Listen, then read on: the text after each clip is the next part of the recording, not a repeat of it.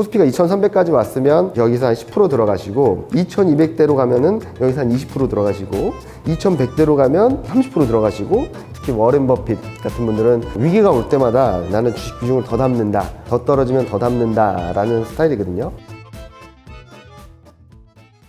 네, 머니인사이드 구독자님들 안녕하십니까. 저는 대신증권에서 근무하고 있는 이경민이라고 합니다. 리서치 센터에서 투자 전략이라는 분야를 담당하고 있고요. 시장 전망 그리고 전반적인 금융시장 전망에 대해서 말씀을 드리고 좀 더 구체적으로는 코스피 지수 밴드부터 경로 그리고 업종 전략까지 말씀을 드리고 있습니다.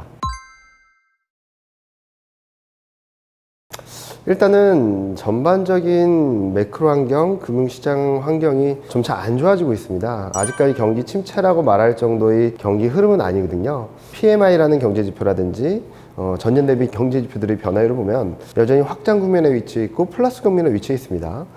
그런데 불확실한 것들이 너무 많다는 거죠. 특히 물가가 너무 높습니다. 그로 인해서 경기는 둔화되는데 금리 인상 사이클은 굉장히 가속 페달을 밟아야 되는 상황이다 보니까 경기가 더 불안정해질 수 있다라는 전망을 계속적으로 내놓고 있는 상황이죠. 그러면 왜 이렇게 물가가 높아졌는가? 여러 가지 이유들이 있긴 하지만 예상하지 못했던 돌발 변수가 있었죠.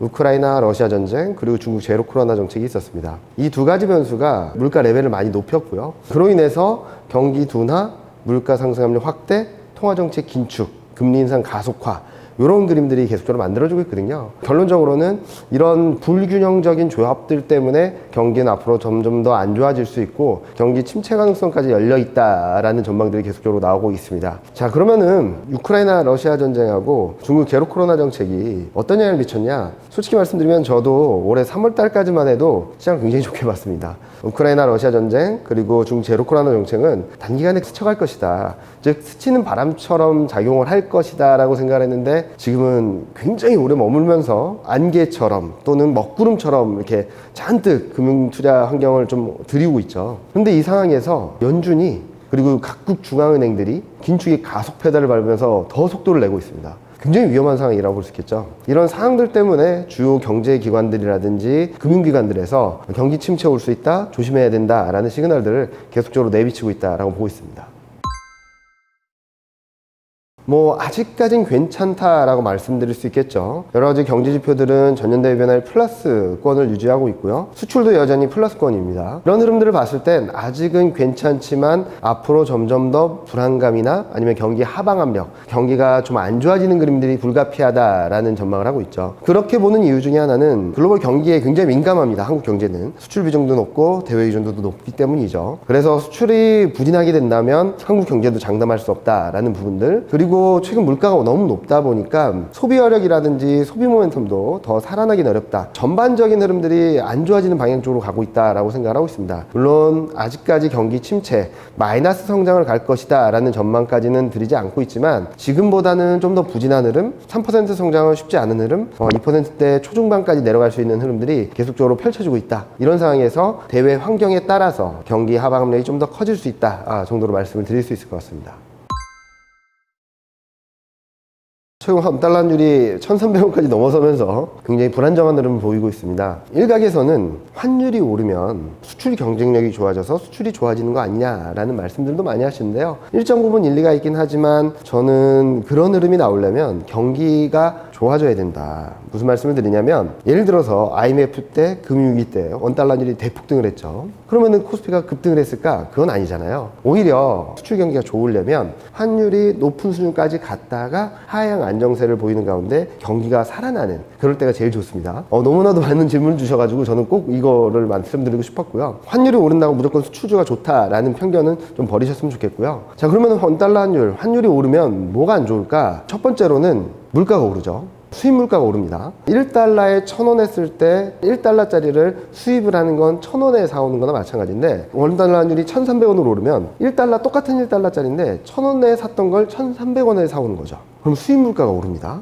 그런 부분들, 그리고 이렇게 흐름들이 계속되게 된다면 또 뭐가 있을까요? 무역 수지가 안 좋아지죠. 최근 무역수지 적자가 나는 이유 중에 가장 큰 여러 가지 변수 중에 하나가 이처럼 수입 물가가 오르는 것도 있겠죠. 이런 흐름들이 계속적으로 반복되면은 내수가 안 좋아지고 환율 시장의 불안감들이 더 증폭되는 이런 그림들이 좀 악순환의 고리라고 많이 말을 하는데요. 하나의 변수로 인해서 A가 변하면 B가 변하고 B가 변하면 C가 변하는데 이로 인해서 다시 A에 영향을 주는 경우가 많아지죠. 자, 이렇게 경기가 불안해지면 외국인 입장에서는 주식시장을 사고 싶을까요? 팔고 싶을까요? 자, 외국인 입장에서는 옛날에 1,000원이면 샀던 주식을 이제 1,300원을 주고 사야 됩니다. 사고 싶지 않겠죠. 그런 흐름들이 계속적으로 반복되면은 시장의 흐름들은 악순환의 고리가 형성되는 거죠. 물가가 안 좋아지고 수입 물가가 오르고 무역 수지가 적자가 되고 외국인은 주식시장에서 매도를 하고 그로 인해서 다시 원달러 환율이 오르고 다시 이런 악순환의 고리가 형성되면서 굉장히 불안감들을 증폭시킬 수 있는 트리거 포인트가 될 수 있거든요. 최근 흐름도 원달러 환율이 왜 1,300원까지 올라갔냐, 여러 가지 변수들이 있긴 하지만 한국만의 특수한 상황, 에너지를 100% 수입한다는 부분들, 그 상황에서 원달러 환율이 약간 오르니까 무역 수지 적자가 되고 무역 수지가 적자가 되니까 이 불안감들로 인해서 외국인은 매도를 하고 외국인 매도가 원화 약세 압력을 주고 또 그렇게 되다 보니까 물가 상승률이 더 커지고 이 악순환의 거래가 계속적으로 반복됐거든요. 이게 언제 끊길지를 조금 더 봐야 되긴 하겠지만 일단 원달러 환율이 오르거나 전반적인 환율이 오르게 된다면 그 나라의 경제는 굉장히 취약해지는 그림을 좀 열어놔야 되지 않을까라는 생각을 하고 있습니다.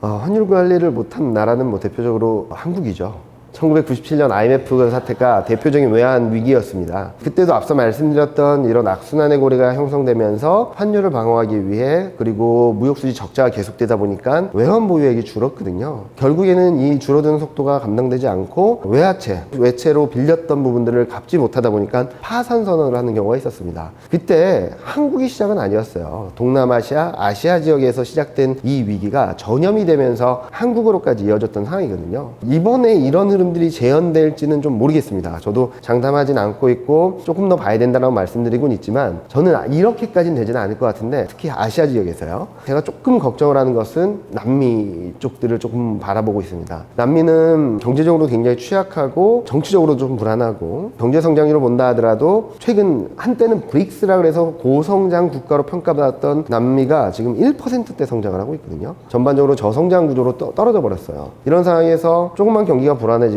원자재 가격이 떨어진다든지 그런 흐름이 나타나게 된다면 몇몇 국가들에서는 좀 위기가 발생하고 그런 위기가 좀 전염될 수도 있다라고 생각하거든요. 그래서 이번에 경기가 좀 불안해지고 달러 강세 그리고 다른 통화들의 약세 흐름들이 지속될 경우 남미 지역이 어떻게 될까를 한번 보시면 위기 강도를 조금 가늠하실 수 있겠다라고 생각합니다. 일본은 아까 말씀드렸던 아시아 지역, 동남아시아, 신흥아시아 지역에서의 외환 위기가 일본으로 일시적으로 전염되는 경우는 있었지만 일본 자체가 환율 관리를 잘못했던 건 아니고요. 그거는 미국과의 협정에 의해서 갑작스럽게 결정된 변수였고 그게 일본 경제의 몰락을 야기한 트리거 포인트가 됐다고 하는 거지 일본 자체가 관리를 잘못했다라기보다는 협정에 의한 결정이었다라고 보시면 될 것 같습니다. 자, 위기는 기회다. 저도 되게 많이 이용을 하는 단어입니다. 분명히 맞는 말이고요. 그런데 다른 사업이나 이런 부분들에 있어서는 자금력 그리고 어느 정도의 여력을 갖고 하나하나 밟아 나간다면 위기 국면을 탈출하면서 기회를 맞을 수 있겠지만 주식시장은 워낙 가격 변동이 다이나믹하고 빠르다 보니까 타이밍을 잘못 잡으면 굉장히 고생하는 경우가 많거든요. 코로나 때를 한번 예를 들어보겠습니다. 코로나 때 코스피가 1,400, 1,500이 깨지기도 했지만 바로 올라가서 3,000을 넘어섰죠. 1년도 안 되는 사이에. 그런데 그 당시를 보면 너무나도 공포스러웠죠. 위기는 기회다라는 말이 아예 안 먹혔습니다. 그리고 저도 1700대에서는 사도 된다는 말씀을 드렸는데 제 스스로도 1500이 깨지는 순간에는 굉장히 자괴감도 들고 공포스러운 상황들이었었습니다. 근데 뭐 여러 가지 데이터들을 다시 확인하면서 4월 초, 3월 말부터 저는 바이콜 사도 된다, 사야 된다 라는 말씀을 드렸었고 4월 초에 자료를 쓰면서 바이콜을 드렸었죠. 그러면은 위기를 기회다라고 생각을 하고 위기 때 확실하게 들어갈까라는 선택을 할지 아니면은 위기권에서 벗어나는 그림을 확인하고 대응을 할지 생각을 한다면 저는 투자 사이클이나 자금 여력에 대해서 조금 말씀을 드리고 싶어요. 무슨 말씀을 드리냐면 투자 사이클이 6개월, 3개월인 분이 위기는 기회다라고 해서 지금 딱 들어갔는데 코스피가 뭐 20% 더 빠졌다가 올라간다고 한다면 굉장히 고통스러우시겠죠. 반면에 투자 사이클이 2년 정도 되시는 분이라면 이 투자 기간을 두고 여기서부터 더 떨어지면 분할 매수하겠다라는 생각을 접근을 하신다면 저는 말리지 않습니다. 적극 권장을 하고요. 이렇게 투자 사이클이나 투자 시계 그리고 내가 갖고 있는 현금 보유 능력 이런 것들을 좀 고려해서 위기는 기회다라고 하더라도 위기가 바닥을 찍고 턴하는 시점에 좀 적극적으로 대응을 할 것인지 아직 위기가 정점을 통과하지 않았다 하더라도 나는 천천히 대응을 하겠다라고 하실지 선택을 하시면 될 것 같아요. 저는 최근 들어서 시장 흐름들을 좀 반등은 나올 수 있겠다라고 말씀을 드리면서도 진바닥은 진짜 바닥은 2023년 1분기 중에 나온다는 말씀을 드리고 있는데 그렇게 본다면 단기 투자하시는 분들이나 3개월에서 6개월 정도 투자 사이클에 계신 분들은 지금은 짧게 대응을 하셔서 기회를 삼을 때는 아마 올해 말 내년 초 그 정도부터가 될 수 있다고 생각하고 있고요. 길게 바라보시는 분들한테는 저는 지금부터 밀릴 때마다 사자. 코스피가 2300까지 왔으면 여기서 한 10% 들어가시고 2200대로 가면은 여기서 한 20% 들어가시고 2100대로 가면 30% 들어가시고 2000선이 들어가면은 나머지 자금들을 들어가셔서 충분히 시간을 갖고 밴드를 갖고 천천히 투자를 하신다면 이 위기가 지나가는 과정에서 더 큰 부를 쌓을 수 있다라는 말씀을 드리거든요. 이렇게 무조건 위기는 기회다라고 해서 적극적으로 투자를 하시기보다는 나의 투자 성향은 무엇인가, 나의 투자 사이클은 무엇인가를 조금 더 고민하시고 대응을 하신다면 마음고생, 스트레스가 조금 덜한 상태에서 결국에는 위기 탈출 이후, 위기를 벗어난 이후 시장이 상승하는 데 있어서 충분히 수익을 누리실 수 있다라고 말씀드리고 싶습니다. 미국 투자자분들 중에는 유명한 분들이 많으시죠. 특히 워렌 버핏 같은 분들은 위기가 올 때마다 나는 주식 비중을 더 담는다, 더 떨어지면 더 담는다 라는 스타일이거든요. 근데 이 부분은 아까 말씀드렸던 것처럼 자금 여력도 충분하고 투자 사이클이 긴 분한테 통하는 거예요. 만약에 내가 자금이 100만 원밖에 없는데 난 더 담는다라고 하는 말은 조금 이상하잖아요. 그분은 몇 조의 자금 집행력이 있으니까, 그리고 또 그분은 시장이 꽤 많이 올랐거나 자기가 생각했던 기준보다 주가가 너무 많이 올랐으면 정리를 해서 현금을 보유하세요. 그런 분이기 때문에, 그래서 위기가 올 때마다 주식을 더 담는 사이클을 가져갈 수 있겠죠. 그리고 또 레이 달리오 같은 최근 이번 하락장에서도 수익이 20몇 %라는 보고서가 나왔더라고요. 그런 분들은 그런 큰 사이클이라든지 이런 것들 통해서 주식을 투자하시는 것도 있겠지만 저는 여러 가지 자산 배분을 통해서도 여러 가지 대응 전략을 가져갈 수 있다고 생각하고 있습니다. 그래서 저는 많은 분들한테 투자를 하시는 데 있어서 주식에만 너무 몰입되시기보다는 좀 자산 시장에 대해서 전반적으로 공부하셨으면 좋겠다라는 말씀을 많이 드리고 있어요. 주식, 채권, 달러, 금,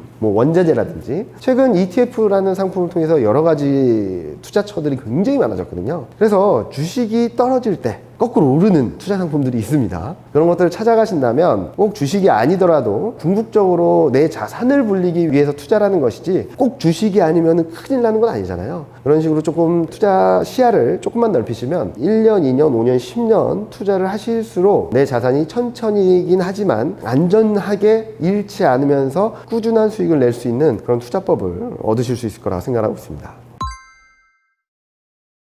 일단은 다들 아시다시피 안전자산이라고 하는 부분이죠. 주식은 대표적인 위험자산이고요. 그리고 주식과 상반되는 대표적인 위험자산은 원유도 있고 원자재, 경기에 민감한 원자재들이 있겠고, 이와 상반된 쪽에는 채권, 달러, 금이 있습니다. 그래서 경기가 불안할 때는 채권 금리가 하락하거든요. 채권 금리가 하락한다는 의미는 가격이 오른다라는 것이에요. 그래서 채권 금리가 하락하거나 아니면 달러가 강세를 보인다거나 이럴 때가 좀 경기가 많이 불안해질 텐데, 그래서 주식시장이 안 될 것 같다라는 생각을 하시거나 매크로 환경이 너무나도 불안하다라고 판단을 하셨을 때는 채권이나 달러에 관심을 가지시면 좋겠다라는 말씀을 드리고 있고요. 금 같은 경우는 안전자산이긴 한데 달러랑 좀 연동이 돼요. 그래서 금은 달러가 강세를 보일 때는 수익률적인 측면에서 좀 덜하니까 금 같은 경우는 저는 장기적으로 굉장히 좋게 보고 있지만 단기 트레이딩 하시기에는 좀 무리가 있다. 그래서 주식이 좀 불안하다 싶으면은 채권과 달러를 쳐다보자 라는 말씀 드리고 싶습니다.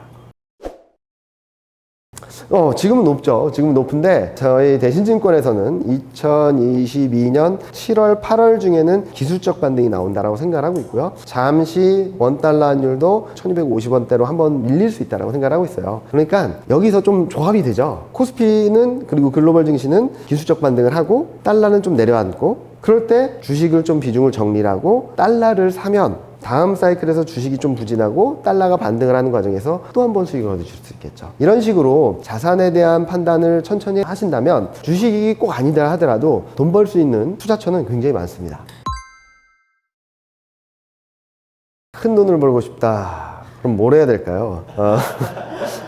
저는 주식 투자에서 큰 돈을 벌 기회, 확률은 높다라고 생각을 하고 있어요. 근데 그 욕심 때문에 주식시장에 뛰어들면 위험한 선택을 할 경우가 되게 많다라고 생각을 하고 있습니다. 따라서 제가 생각하기에는 주식 투자를 하시거나 자산시장에 투자를 하실 때는 내 자산을 꾸준히 불려나가자라는 생각으로 접근하시는 게 좋을 것 같고요. 그런데 사람의 욕심이 그렇긴 쉽지 않죠. 보통은 나는 예금 금리보다 조금만 높아도 좋아 라고 하시는 분이 몇 퍼센트 떨어지면 큰일 날 것 같고 몇 퍼센트 오르면 좀 차익 실현해야 될 것 같고 막 여러 가지 생각들을 많이 하시더라고요. 그래서 목표 수익률은 있으시겠죠. 그렇지만 대박을 노린 투자를 하시다 보면 굉장히 하이 리스크 하이 리턴이라고 하죠. 위험이 높은 만큼 수익이 클 수 있는 만큼 위험도도 되게 크기 때문에 그런 전략은 저희 입장에서는 추천드리지 않고 있고요. 천천히 그렇지만 꾸준히 그리고 내 자산을 천천히 굴려나간다는 생각으로 투자를 하신다면 마음고생, 스트레스는 좀 덜 하시고 내 자산이 5년 뒤, 10년 뒤 굉장히 크게 불어날 수 있는 복리효과라고 하죠. 지금 100원이긴 하지만 이게 복리로서 계속적으로 레버리지를 일으키는 듯한 효과를 내게 된다면 더 큰 부가 쌓이거든요. 그래서 제가 말씀드렸던 것처럼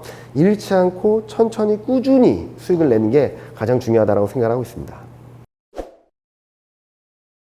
일단은 애널리스트는 주식 투자를 할 수는 있습니다. 그런데 제약 요건이 너무 많습니다. 그래서 저는 일체 주식 투자를 하지 않고 있고요. 하는 거라고는 퇴직연금을 가지고 ETF 투자를 하고 있는데 일단 저도 최근 코스피가 2,300까지 떨어질 줄 몰라서 마이너스 수익률이 조금 나 있는 상태입니다. 코스피 2,500, 2,600선대에서 반도체, 자동차, 인터넷, 2차전지 제 여러 가지 동영상을 보신 분들은 아시겠지만 제가 2,500에서는 적극적으로 사고 2,600에서는 분할 매수하자라 그랬잖아요. 저도 그대로 시행을 해가지고 요 4개 섹터를 ETF를 사가지고 갖고 있습니다. 근데 좀 마이너스가 났죠. 저는 2,650선 정도가 되거나 어느 정도 수익이 나면은 좀 정리를 했다가 다음 사이클을 좀 노릴 생각을 하고 있고요. 그렇게 ETF를 가지고 매매를 하는데 제가 드리는 뷰와 좀 비슷하게 투자 전략을 세워나가고 있고 투자를 하고 있다라고 봐주시면 될 것 같습니다. 아쉽게도 주식을 하진 못하지만 그래도 섹터 ETF나 뭐 이런 ETF를 통해서 제 생각, 제 판단이 맞았는지 그리고 이렇게 된다면 어떻게 대응해야 될지를 좀 현실적으로 체감을 하고 좀 거기에 맞는 대응 전략을 솔직히 제시 드리려고 노력을 하고 있습니다. 할 수는 있는데 잘못하면은 컴플라이언스 위반이나 이런 것들이 되게 소지가 되게 많아요. 그리고 내가 팔고 싶을 때 못 팔 수도 있어요. 바이 리포트가 나오면 72시간 동안 매도를 못 해요. 매도를 하면 안 돼요. 하여튼 뭐 복잡한 게 많아서 잘못하면 막 이렇게 규제에 걸려서 이제 징계를 먹거나 막 그럴 수도 있거든요. 잘못하면은 뭐 금감원이나 이런 데에 문제가 될 수도 있고. 그래서 저는 일체 안 하는 걸로 하고 있습니다. 그렇죠. 그래가지고 저는 뭐 많은 돈은 아니지만 제 퇴직연금 ETF를 가지고 내 생각이 맞나라는 부분들을 계속적으로 검증을 하고 있고 솔직히 이번에도 마이너스가 커졌을 때 이걸 어떻게 해야 되지라고 하면서 여러 가지 분석을 했을 때 제가 제시드렸던 2,500에서 2,600선대 만약에 사셨던 분들이라면 손실은 최소화해서 빠져나올 수 있겠다라는 판단 하에 기술적 반등 이런 것들을 계속적으로 말씀을 드리고 있거든요. 그런 것들을 좀 염두에 두신다면 이영민 팀장도 저런 식으로 투자를 하는구나 라는 걸 아실 수 있을 것 같고요. 제가 생각하는 뷰를 될 수 있으면 저는 솔직하게 자료로 쓰려고 하고 있거든요. 뭐 저는 나쁘게 보는데 뭐 시장은 좋습니다 이렇게 말하는 경우는 없으니까 시장이 안 좋다라고 생각하면 안 좋다고 진짜 말씀드리니까 그렇게 믿고 한번 보셨으면 좋겠습니다. 물론 틀릴 때도 많지만 그 틀릴 때도 제 스스로도 굉장히 노력하고 있습니다. 어떻게 하면은 이거를 극복할까? 틀려서 자책을 하기보다는 이게 향후 어떤 방향으로 갈 수 있을지 그리고 그 안에서 어떤 전략을 펼쳐나가야 될지 계속 매일매일 고민을 하고 있습니다.